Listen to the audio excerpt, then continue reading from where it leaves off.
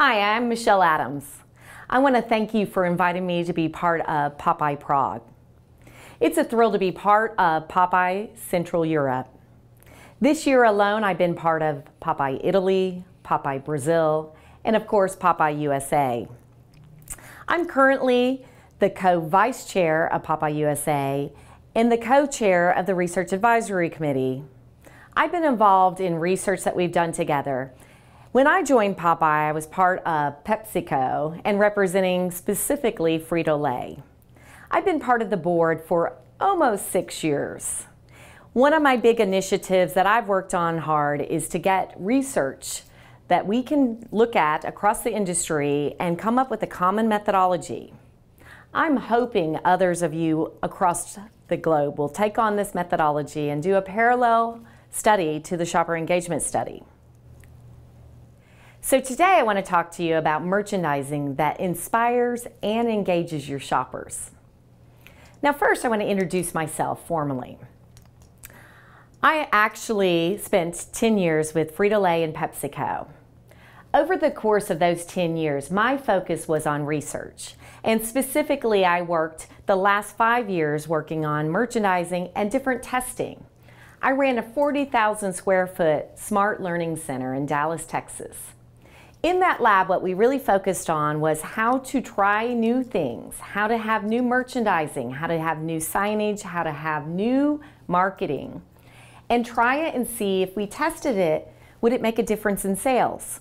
So the key about that experience is how do we continue that kind of testing across our industry, across the globe? So my experiences with PepsiCo were valuable. But what I'm going to build on today is the accumulation of all the knowledge that's been collected in addition to the Popeye Shopper Engagement Study. That study actually included some very sophisticated techniques, including neuroscience and eye tracking. So today, you're going to get a taste of that accumulation of knowledge I want to bring to you. Now, I have one favor for you. I would like you to follow me on Twitter. As we connect across the globe, that connection of us sharing information. My information will almost always come in the form of a video or a visual. Pictures of interesting merchandising units and perhaps insights about what that means to you. So please follow me at Marketing Braino. Like Drano, but Marketing Braino, please follow me. I do have a website that's coming up, and my company again is Marketing Brainology. So what am I focused on? Well, what I'm focused on are really 3 things. I'm working on connecting with companies. I'm a leading neuromarketer. I speak across the globe around how do we take what we've learned around the brain and bring it to life, and how do we apply it in corporate America in our business today. So I'm measuring both emotion and behavior and really understanding the human decision-making process. That translates into the shopper and consumer insights that will grow our businesses. Now you might ask, why focus on neuromarketing? Well, you might have read a book or two or an article about why neuroscience is changing everything. In fact, what we've learned in the last 10 years has been more than cumulative they've known. In fact, in the last 5 years, our cumulative knowledge is more than we've had in the history of neuroscience. So it's really important that we take these key learnings and apply it immediately. There's an excellent book if you're trying to learn about this field called Neuromarketing for Dummies. It's a great book and it explains the different methodologies used. In the field of neuroscience, what we're engaging right now is everything from the simple to the complex. So we're actually applying cognitive psychology, things like implicit response testing, to find out what our shoppers and our consumers are connecting with our brands. What are the words? If I said the word Lay's, what would a consumer non-consciously think about that brand? What words would be linked in our brains to that particular brand? We know the answer. Lay's is to comfort, as is Doritos is to bold. So the key is to understand what your brand is linked to. If I said the word apple, hopefully a universal brand. Apple is linked to innovative, edgy, doing things obviously very different. So that's key to understand where your brand stands today and where you want it to stand. And neuroscience through the measurement of non-conscious is the key. Another excellent book is Brainfluence. What I like about that book, Roger Dooley wrote that book, and it actually has 100 tips that you could apply neuroscience learnings immediately in sales and business. So I hope you'll take it on yourself to learn a little bit more about the field of neuroscience. I'm going to give you a taste today. Now, what this really means is we're understanding what the brain is and how we're wired. So what we do know is that human behavior is a complex combination of rational and emotional drivers.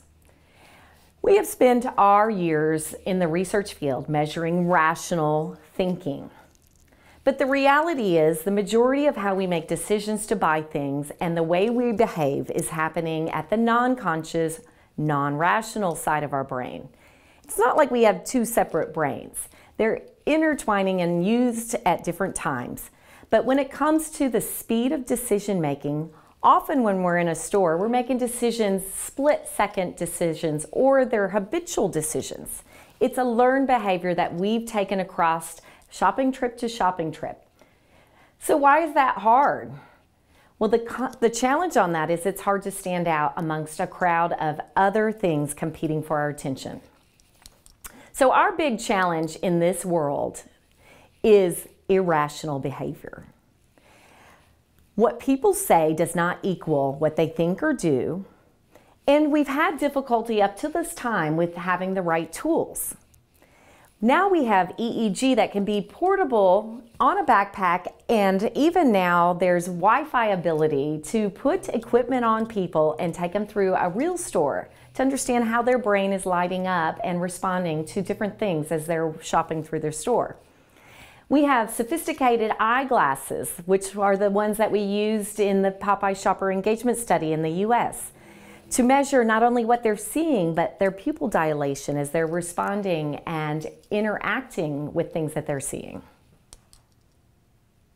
So what it is that we're trying to figure out is the interaction between attitudes and behavior. And the two are intertwined. My behavior in store, the habits that I have and the things that I buy and the things that I think that I'm going to be able to control and resist break down because of this non-conscious and the things that are going on. So when we go in a store, for example, we each either have a list or we have what we call, and it's physically a list that we've written down. And we come in maybe with coupons and we come in with some preparation. Some people do that. But the other thing that's going on is people have mental lists. They have things in mind, and when they see a display, it triggers a response from them. So they buy things that weren't planned because they were triggered. That is what the field of neuroscience and neuromarketing is helping us better understand. What are the triggers? How do we frame something in a way that then makes a consumer react differently? I like to equate it like a present. A present is only as good as it's packaged. So in the United States, we have something called Tiffany's. It has neurologically been measured that when somebody sees a turquoise box with a white ribbon labeled Tiffany's, they have a different reaction than maybe a different kind of present. Anticipation of what Tiffany's would deliver to them. It lights up their brain. It raises them emotively to a new height. What are the brands that do that for you? That's what we're trying to figure out. I want to introduce the concept of the mirror neuron. The mirror neuron is that part of our brain that's responding as I move my hand forward. Your brain is mimicking that. Now let's think about what that means. It's a thing when somebody does this or this that you have a tendency to non-consciously mimic that. Well, our brain is responding to visuals that we see. We connect to people that are like us. So just adding elements of a human hand or a human face can help us better connect. again, our challenge is how do you stand out amongst a very busy crowd of other competing things that are competing for our attention? So some of the things we talk about is show others actively moving. I'm going to talk about moving forward. We connect to things that move forward. We connect to people that are together, gathering. We want to have fun. We're naturally wired to connect with other human beings. So those are things that we can depict in our marketing images and our merchandising units. Now I want to talk about another concept that we should all know. This is a universal across the globe. What makes us as human beings different is men versus women. Me being from the US versus Czechoslovakia or Brazil or Italy doesn't make us as different as a male and a female. Now you might say, well, that's pretty obvious. But sometimes we lose sight of that. We lose sight of the fact that 76% of the shopper dollars spent and the influence on decision making is made by women. So we need to think very carefully, is our mirror that we're communicating to women connecting to other women who happen to be decision makers? Are we connecting in a way that connects emotionally to them? We have to keep in mind who is our target and are we connecting emotionally to men versus women? And there are channels and categories where men will be our target. And there will be many, many others that women are our target. So that sensitivity and that keeping the mirror neuron in mind, how do we connect to women, is something I want you to remember and keep in mind as you're moving forward. So now I want to take you through some key principles. The accumulation of all that knowledge that I talked about, all those studies. The first principle that I want you to think about is that people focus on people. Now I mentioned that already, but I want us to really think about that. When possible, again, showing two people or more in an image is going to connect better than a person. That is again because we're wired for social connection. The more we can show humanness, and some of the new augmented reality is allowing us to bring human beings to places that are augmented human beings to places. There is research that proves that if I approach in my imagery and my signage, that I will have a better connection. So the images that you're showing are important so that as I'm walking away or I'm looking another way, I'm not going to connect as well as if I'm approaching you and I'm looking at you as my audience. Now let's talk about principle number 2. Product is king. It is always about the product and how the product interacts with the consumers and the shoppers.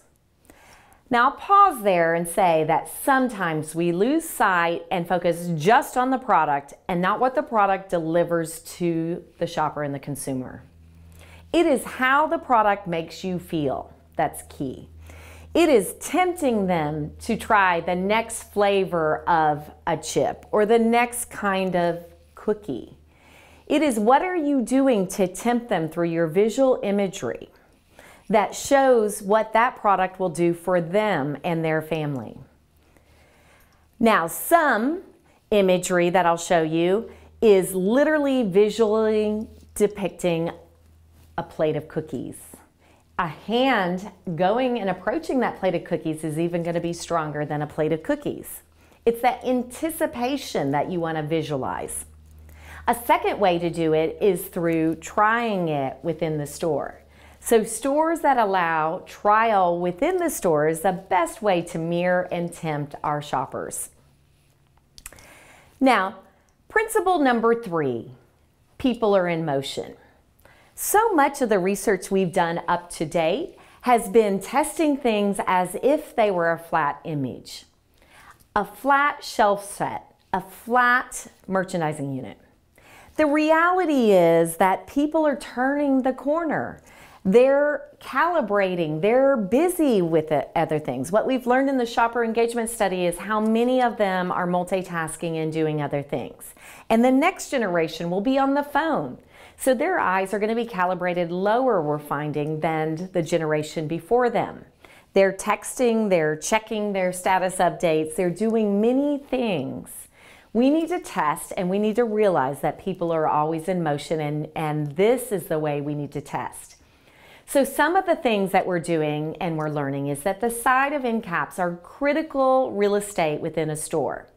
We're finding that if we take square end caps and round them, it's not only visually more pleasing, especially to women, but it allows us to then round the corner with them. Much more productive and efficient ways to merchandise.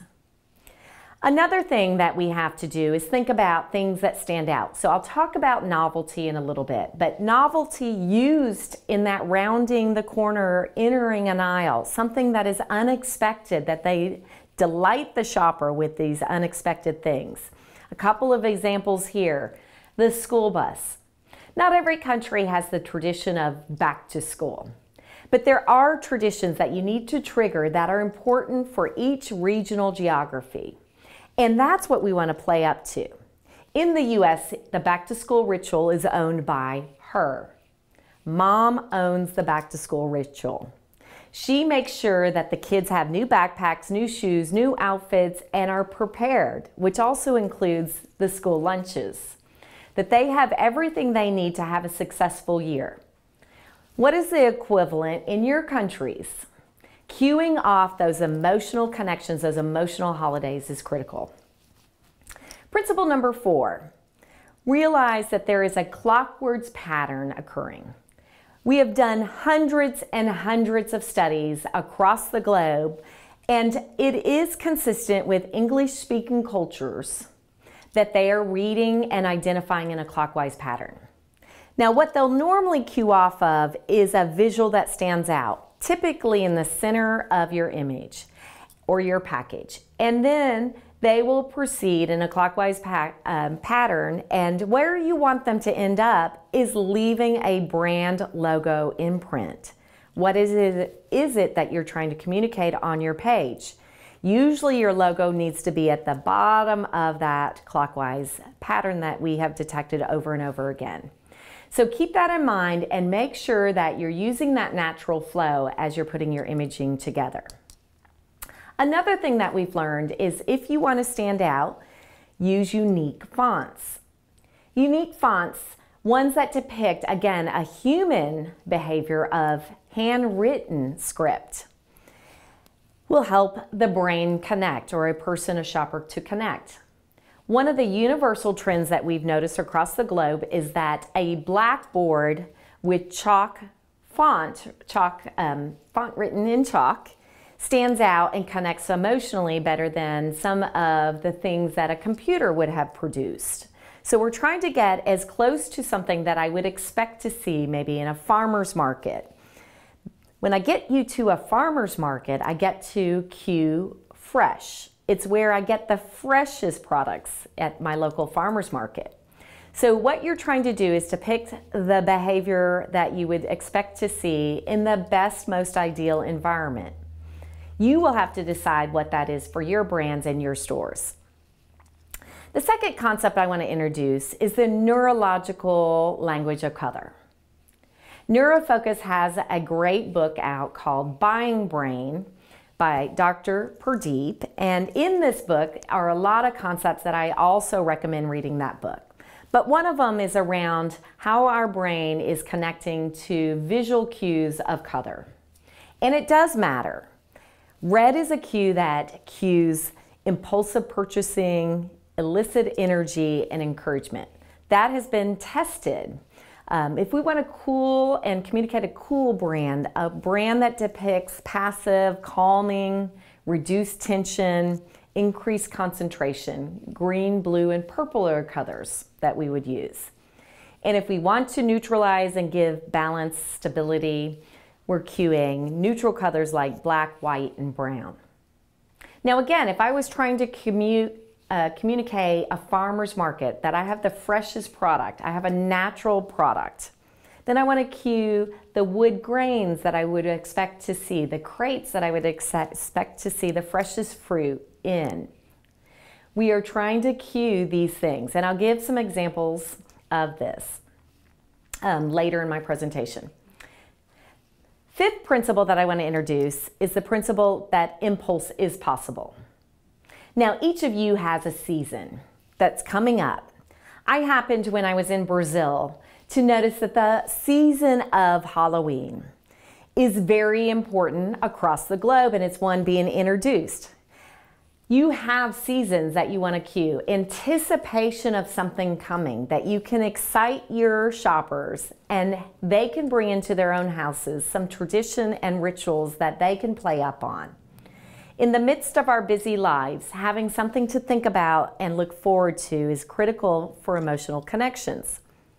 This is an example of a grocery store in Brazil that I found exceptionally emotionally connecting with the shoppers that were shopping in that center. Hedonic categories are perfect for impulse. These are candies. These are cookies. They're selling things that are not on your list. But cueing it around an incremental occasion to celebrate, such as Halloween, Christmas, Thanksgiving, whatever it is that you're trying to bring forward, it's your items that you would not normally list that are going to be the best suited for those thematic areas, sections, merchandising units.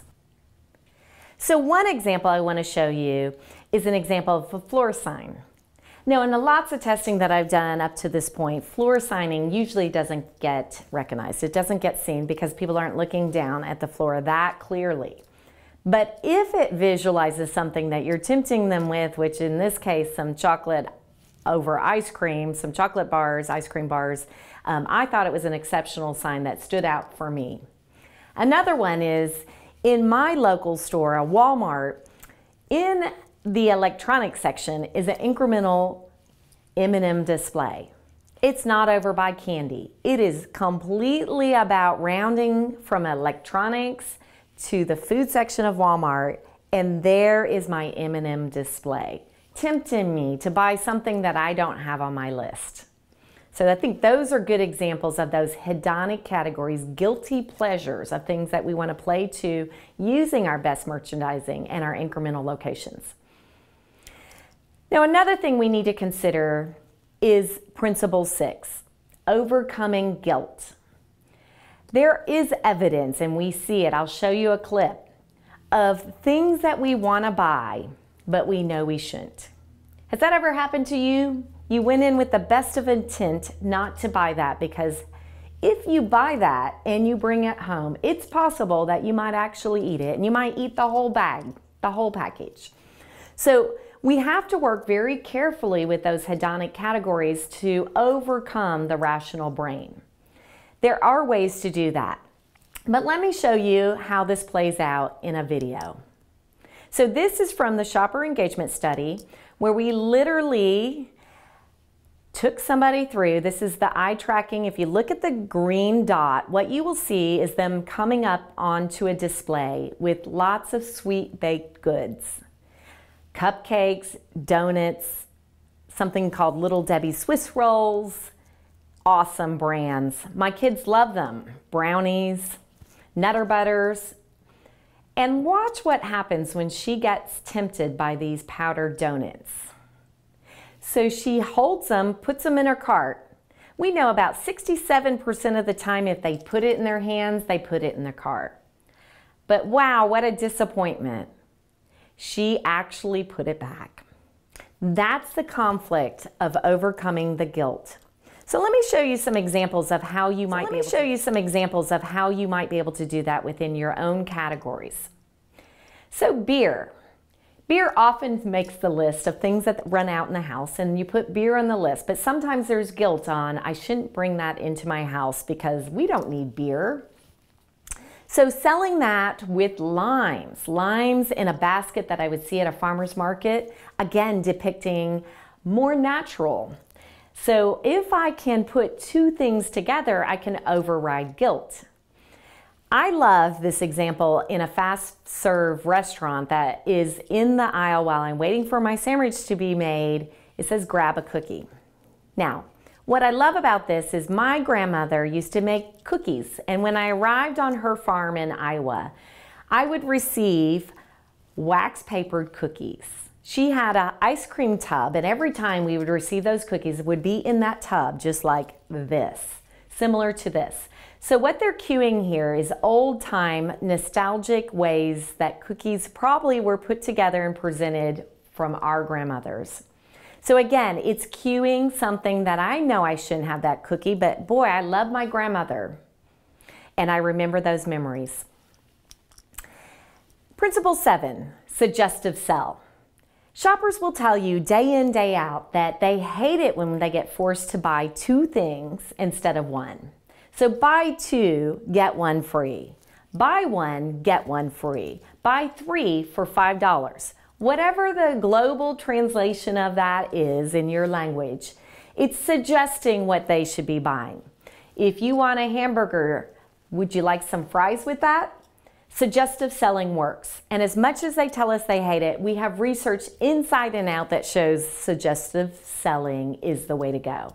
And when you configure it in a way that bundles it in a logical way that helps the shopper solve a problem, in this case, I'm putting together a barbecue at my house. I have friends and family coming together, and I want to make it a really special moment. How do I put this hamburger barbecue together with things that maybe are a bit unexpected and will make it a fancier event? Well, why not add some wine? Wine and burgers? At Walmart in a display? Absolutely. It is the way that we're suggestive selling how an entire occasion can be delivered against, and maybe a new and more upscale way. Charcoal, with all the supplies and the condiments that I would expect that I would need at my barbecue. Suggestive selling. Another example would be around a particular need, a particular season, or a particular occasion. So we're talking about how do you dial up appetite, appeal, and anticipate an upcoming occasion. So whatever your occasion is, the holiday season is upon us in the U.S. Our lights are up on our Christmas displays are coming out very rapidly. We're anticipating an event. We have 2 more holidays before Christmas, but the anticipation of Christmas is being suggested to us right now. So how can I then cue breakfast? We always hear breakfast is one of the most important meals of the day.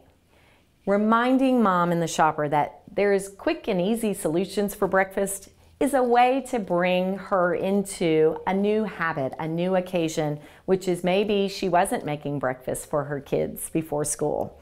So these are things that we can do. Principle number 8, price is not always king. And by this, what I mean is that we cannot assume all shoppers are the same. We know from the shopper engagement study that there are 4 types of shoppers, and they're almost equally distributed in terms of their size, but their importance is very different. The shopper that is going there and to try new things, the variety-seeking shopper, has the highest ticket price basket, is the one having the positive experience in store. Now you might say, how do you know they're having a positive experience? Did the others say they were miserable? Well, we actually put EEG equipment on a subset of our population that went through their own stores for the Popeye Shopper Engagement Study. And by that, we know if their brain was lighting up in a positive way or a negative way. We know the overall emotive score that they were experiencing as they went from department to department in their stores. 3 of the groups were frankly stressed out. But the variety-seeking group goes there to find new stuff. And luckily, manufacturers and retailers deliver. We give them lots of new stuff, so it's not frustrating for them. That's who we need to be really focused up against. But we tend to give too much attention to the bargain hunters, the price-sensitive shoppers who really are about price. They will trade out your brand in 2 seconds flat. They will stop going to your store if they know another store has that brand in a cheaper price. they're not a valuable shopper for you. They're not loyal, and their basket price for your particular store is going to be the lowest of all the shopper groups because they don't really care about you. They care about lowest price. So as we're thinking about ways to bring that shopper to a new value proposition, we want to upgrade the deal for them, change the ante. Price then is a value of a suggested sale. And one way is these bundled prices. So a 2 for $5. Now you might say, well, how's that a bargain for a price-sensitive shopper?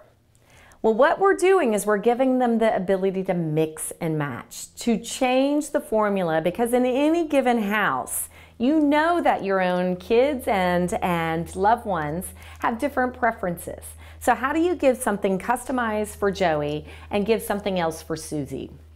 So that mix and match is proven. It is something that they give value to, the ability to make their own formula and bundle. Another one, Gatorade. Gatorade puts together a mix and match program in one of our local drugstores called Walgreens.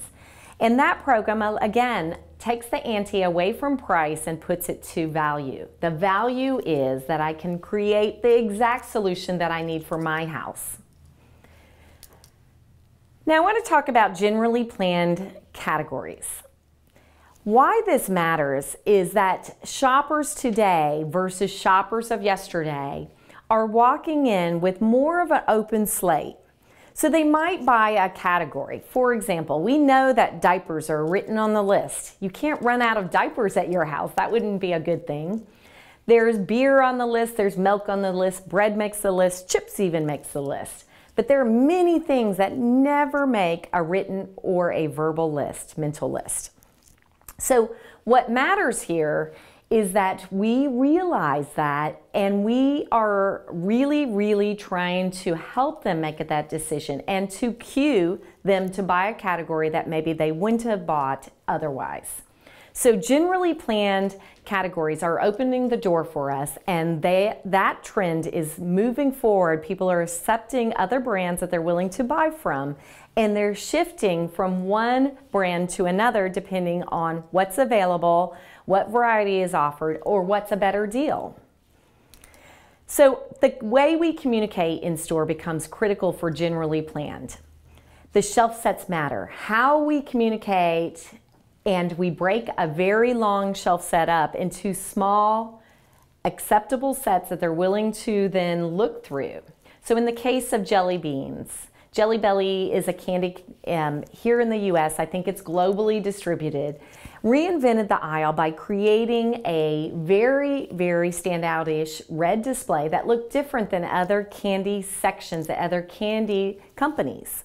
So Branches has a section, Jelly Belly has a section. The image in the middle is just an example of using what I would call the blades. The blades used in conjunction with a shelf set then communicate if something's new. In all the research that I've done over the years, just calling attention to a new product can greatly increase the odds of selling that product. Because if you think about it, in the clutter of every other brand competing in a shelf set, if you can stand out, you have a great chance of being bought. If you're not seen, you're not going in the cart, you're not going home. So it's that simple. Another one is the image on the right, which what it shows is around, in this case, that Easter occasion. So whatever your occasion is, depicting imagery around what that occasion is and the products that you would need. Again, like that concept I said earlier, the suggestive sell. Now, recently, we not only finished the shopper engagement study in the US in 2012, but we just came out of what we would call a mass merch story that is dated 2014. So we're just coming out with that data, and it was done in mass merchandise stores like Target.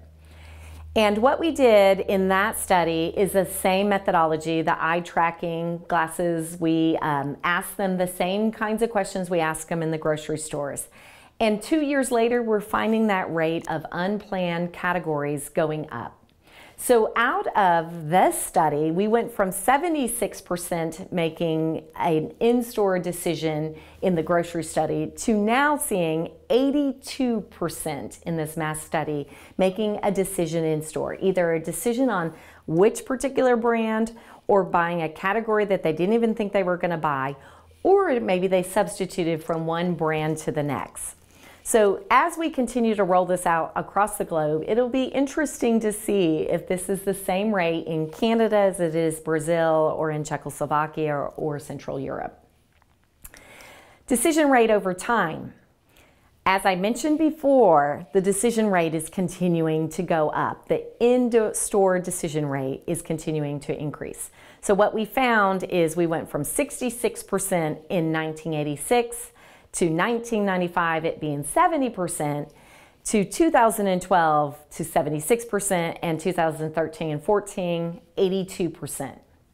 Now there could be nuances between channels. So the difference between a grocery store where you're buying mostly food products and a mass merch store like Target where you're buying maybe food, electronics, other items, the opportunities for those extended categories, those non-food categories, is even greater for us to make sure that our merchandising and our imagery and everything is working together so that we can cue an in-store decision that wouldn't have been made otherwise.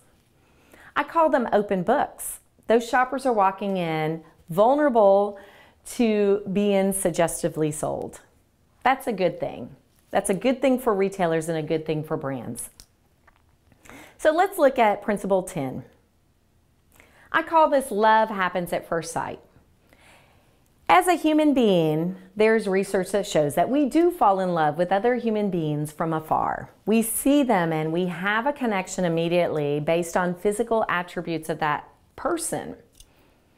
That happens with our brands. We connect from a distance, usually 50 to 100 feet away is what we found in the shopper engagement study we did in 2012. That they were seeing things, and that's where they had the highest emotional connection with something, was as they anticipated and approached it. So it is critical to make sure that as we're thematically coming up with merchandising units and we're resembling or putting our brands, we want to communicate with large cues that can be seen from far away. Let me show you a couple of examples. So if I want to cue, I'm at the beach and I'm trying to go into summer occasion and there's a ritual in that geography around going to the beach. What are the things that I would want to cue that I would expect to see at the beach?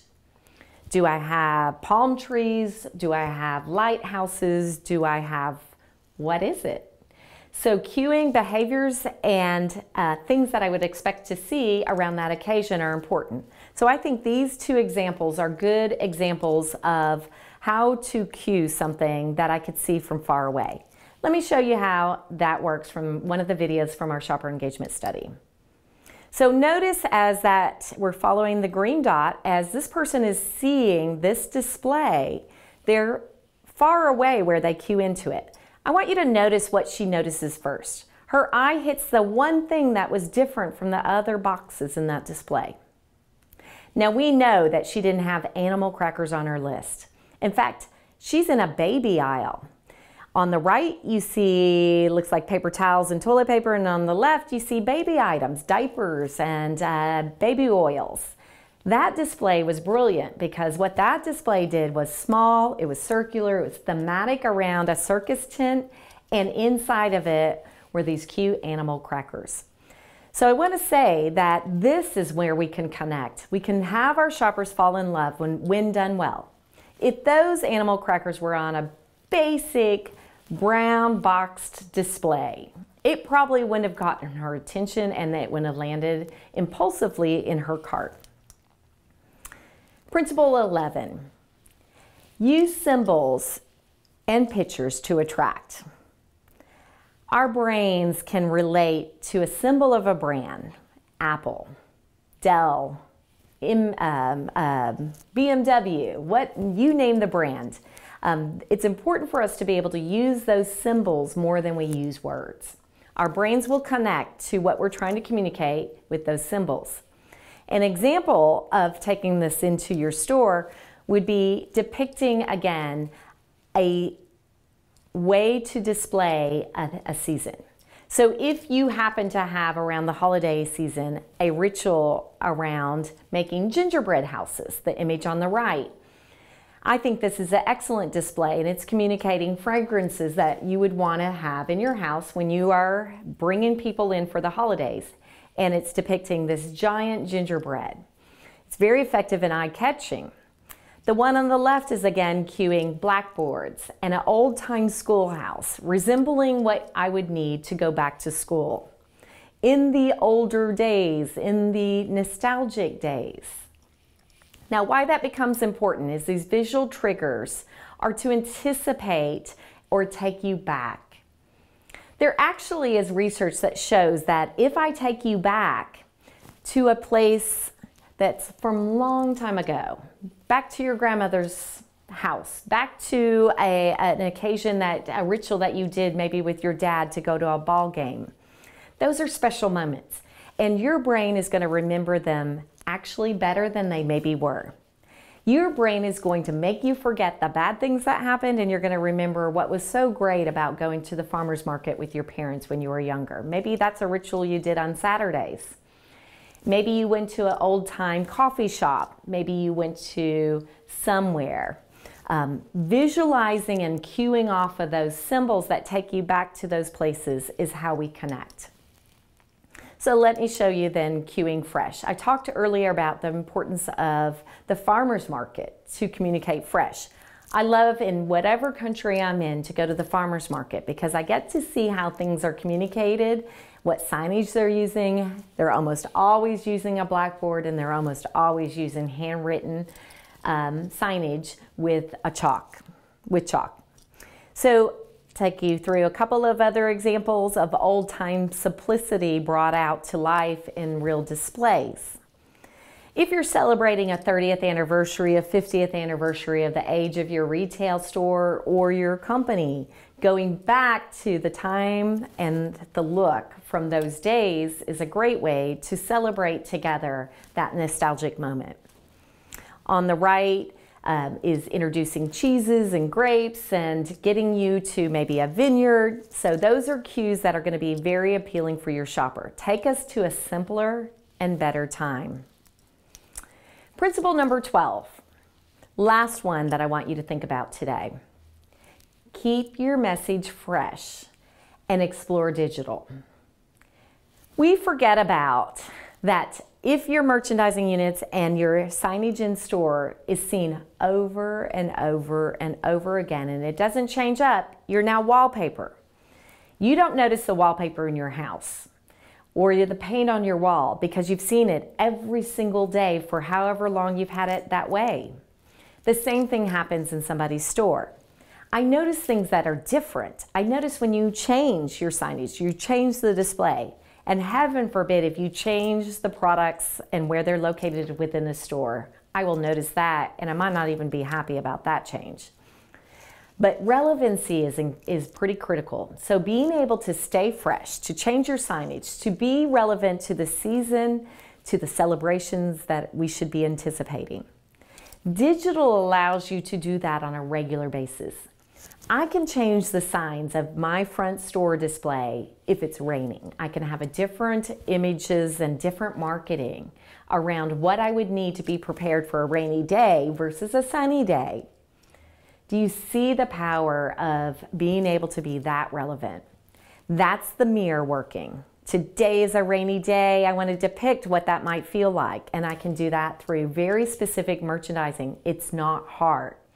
Digital is the way we're all going to move.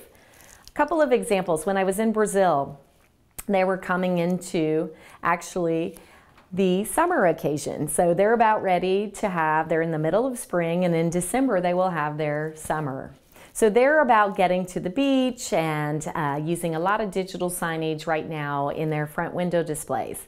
The display on the right is depicting eating. It was a chocolate shop. And they use digital to actually display the flow of the chocolate, anticipation. Now, I recently was in Mexico, and I saw this display that's running right now for Häagen-Dazs ice cream, and it was communicating the fresh fruit that's used in their ice cream. This particular digital display caught my attention.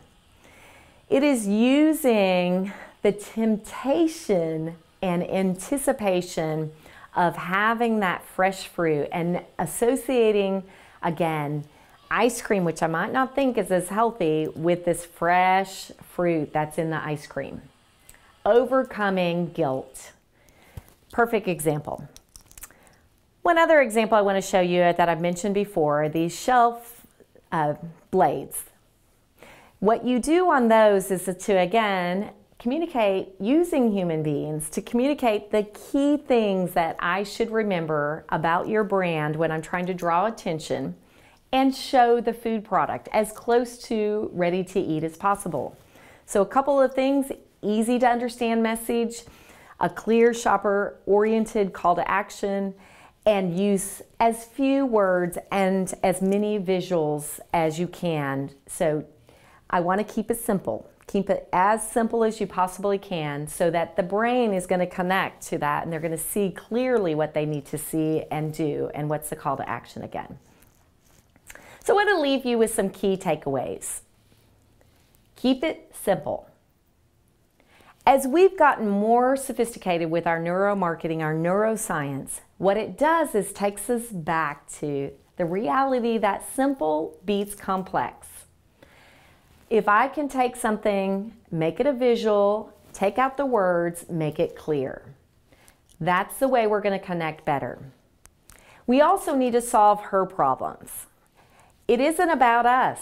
It's not about us as a retailer or a brand. It's about how that brand makes them feel.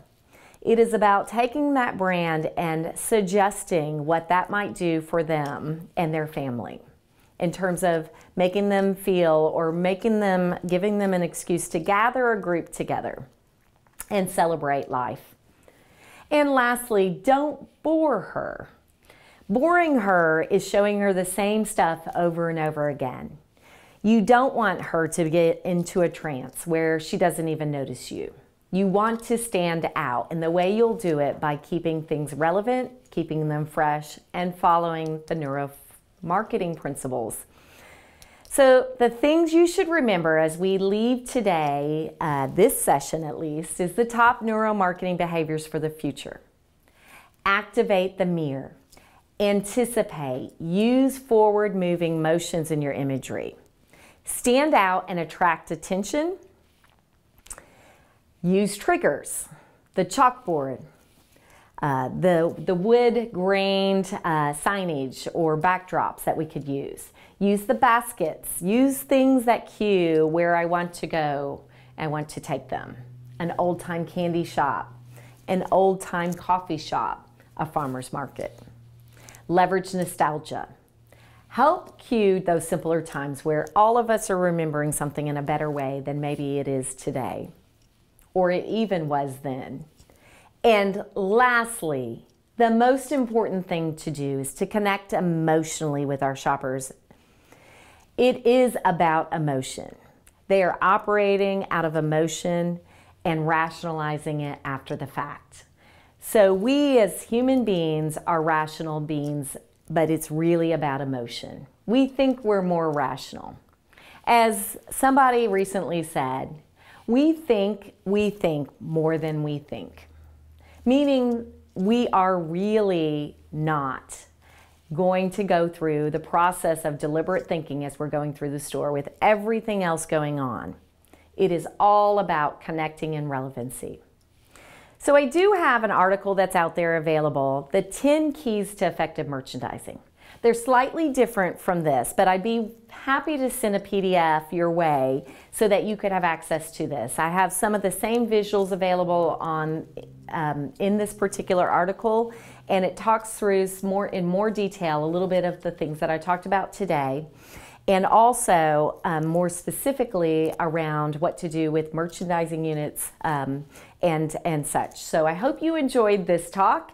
I hope that you'll get a hold of the article, and I hope you learned something that you can apply tomorrow. My name is Michelle Adams. My Twitter handle is Marketing Braino, And I am thrilled to have been here with you today, even if remote. So I hope in the future that I will make a trip to Prague and I will visit Popeye Central Europe. Thank you, and thank you from Popeye USA.